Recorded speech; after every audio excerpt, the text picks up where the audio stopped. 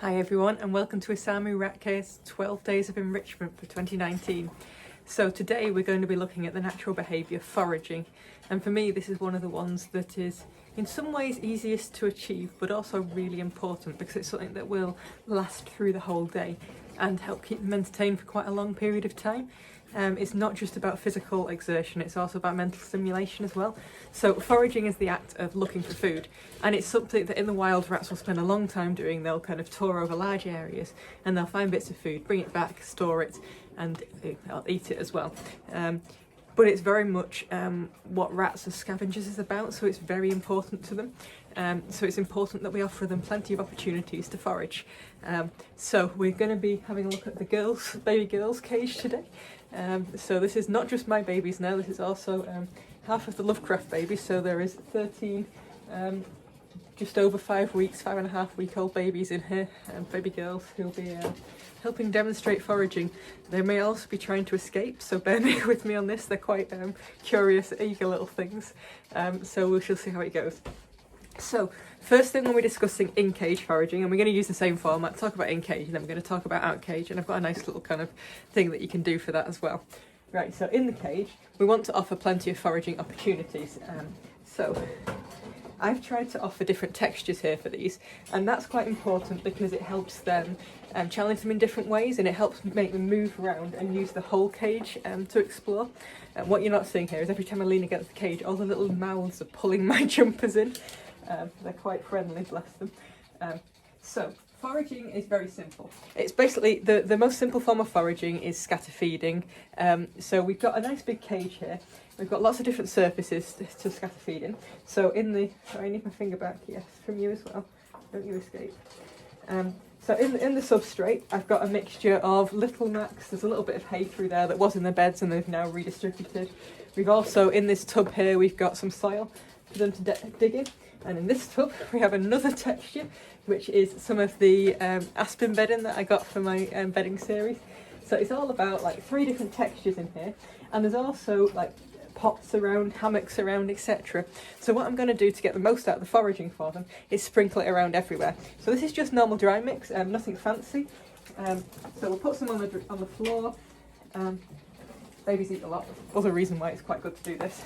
Put some in the feeding area. Put some in the aspen, and then I'm going to start sprinkling stuff kind of liberally around the cage. So I'm basically trying to hide it a little bit. So some of it's going in different hammocks. Do you want one? No, you're not interested. What I'm also going to do, so I've just scattered it on the surface now, to add to the little challenge, and bear in mind these are very young babies, so I can't do it too challenging. I'm not going to be using the foraging toys that I typically use. And if you want to kind of look into the more extreme forms of foraging, have a look at last year's 12 days video, which was all on enrichment feeding, and there's a lot of that in there. But yeah, what I'm basically doing is I'm just going to muck up the surface a little bit in all of this. Not too deep, because yeah, they're babies. They're still learning their kind of foraging skills. But basically I'm doing that so that they can kind of have to dig a little bit more. So let's see if we can get you to have a bit of a look what they're up to now. Since they're all eating very quietly. Bear with me. So you can see the babies now are all kind of, well, not all of them, there's one little chap that wants to escape, but they're all kind of rooting around. They find something, they eat it. This is kind of like the basic principle of foraging. Have a good wander around, have a dig. Nobody's in the digging box yet, but they tend to go for the easiest stuff first, and then think they might go and have a look and see if there's anything else particularly interesting elsewhere. But that action of kind of wandering around, sniffing, they're using a lot of different senses in there. They're using sight, they're using smell, they're using touch and taste, and it's really enriching from that point of view, and it's a really important one for you to do. Right, so that's kind of talking about in-cage foraging. What I'm going to do now is give you a little bit of a chat about how to encourage it from kind of just generally outside the cage in a free range area. So it's something that I actually do quite a lot of because it's quite an easy one to kind of get the most out on free range. So this is my kind of standard free range setup at the moment. Give you a better view of it. So foraging on free range can be as simple, sorry I'm just turning on the washing machine. It can be as simple as just putting little bits of food around and about for them to find. but there are also ways that you can get more out of it. So, one very simple way that you can improve foraging on free range is having a little bit of a kind of digging box. We'll come back to this in more detail when we're talking about the digging side of things, which is like foraging on steroids. It's kind of going a bit further than the normal foraging. I keep turning that poor machine on. But effectively, if you have lots of different areas that have got different textures in them, sprinkle a little bit of food here and there. It doesn't need to be much food. The actual food is only just kind of like a reward if they do a lot of foraging. In fact, mine tend to forage even when there isn't any food because they want to see if there is any.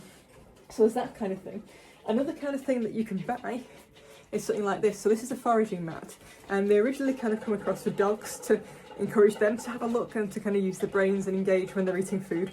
You basically, there are lots of little fleece strips that are tied on a kind of plastic base, and then you sprinkle a bit of food in there. They aren't hugely cheap, though they're starting to get cheaper actually now. But they are really nice and enriching for the rats, and I'm actually going to show you how to make a really basic one yourself. And this is something that you can soup up, and I do some quite complicated ones at times, but they take me hours and hours to produce, and I don't have the time to do that today. But I want to show you how to do quite a simple foraging toy yourself. So what you're going to need for this is a plastic dish strainer. So this is just from, I think it was from like Home Base, but you can get them anywhere really. All you're looking for, it doesn't have to be exactly like this, you're looking for a plastic kind of grid that you just, has got lots of these holes in it. And this one also has little things, just little tiny like little lumps to hold it off the surface. That doesn't matter, that's not what we're after. What we're after is just this plastic flexible mesh. In theory you could use something like wire mesh. Just bear in mind there's lots of sharp bits on that, so you'd have to make sure that that was out of the way or filed off kind of nice and smooth. But really all we're looking for this is the structure.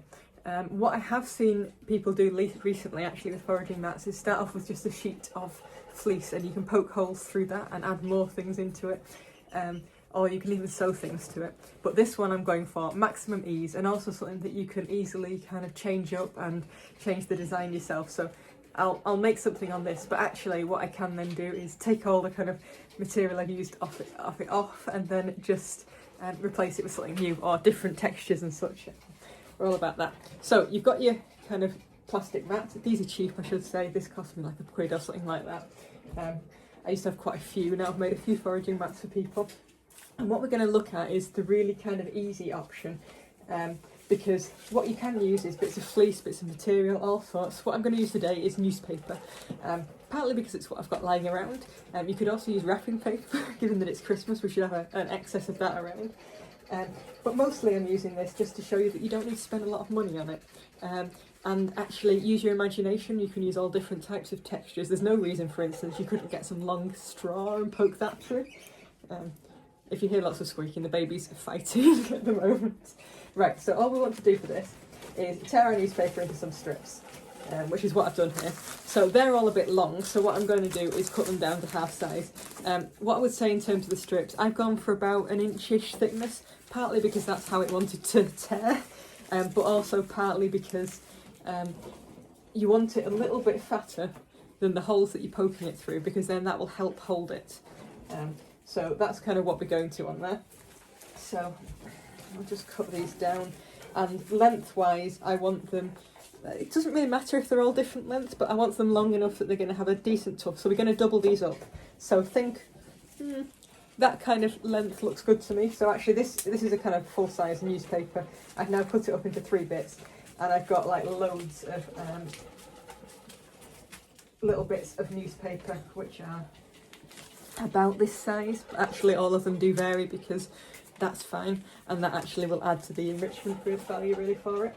So let's move you a little bit closer and I'll show you how complicated this is. Really, when building foraging mats, what actually takes the time is just the assembly. It's not complicated, it's not difficult to do. All we're basically doing is we're going either side of one of these holes and poking something through, and then pull it through like that, and then you've got your first tuft. And the idea with this, what really makes it, is the more tufts that you do, then the better the mat's going to be.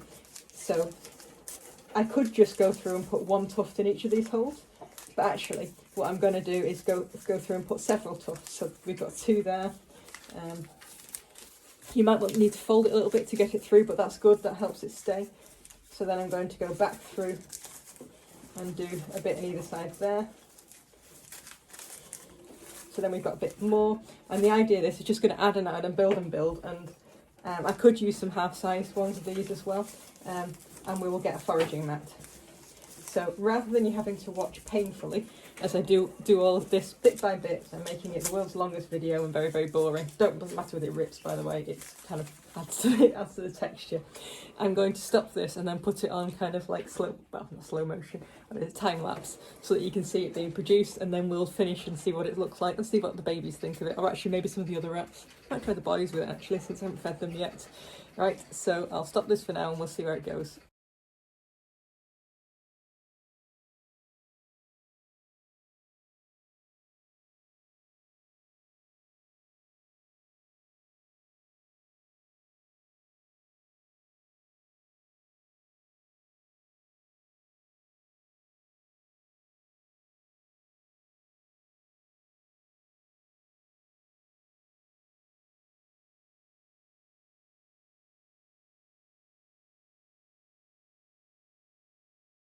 Right, so the foraging mat is all finished now, and actually we've got somebody straight in there having a go of it.